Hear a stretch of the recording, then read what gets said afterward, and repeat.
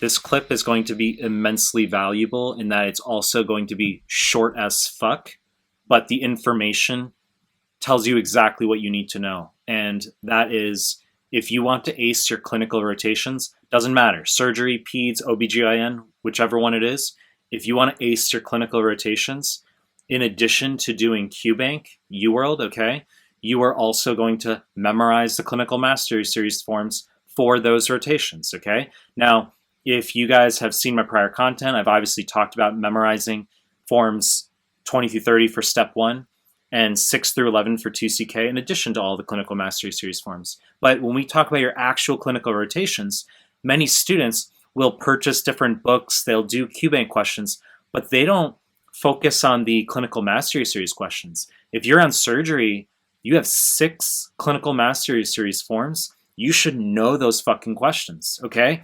You'll get students who will go into a shelf for EG pediatrics, they've done all the UWorld questions, and then I might send them a few clinical mastery series questions over the Skype from the peds forms. They'll get questions wrong, and I'm like, what the fuck have you been doing in terms of your prep? If you want to ace your clinical rotations, you need to go through the clinical mastery series forms, okay? Those shelf exams, the questions are exactly the same. And depending on the rotation you're on, there's going to be different amounts of the clinical mastery series questions. Surgery, IM, OBGYN as examples, there are 6 forms, okay?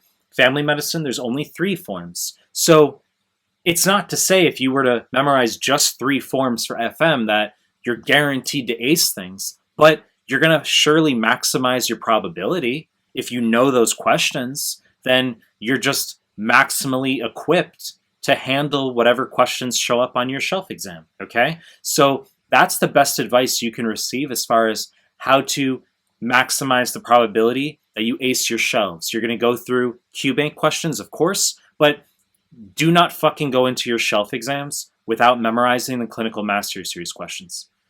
You know the deal. I'm going to continue producing more content. If you like my stuff, subscribe to my channel. And I appreciate your time. That's it.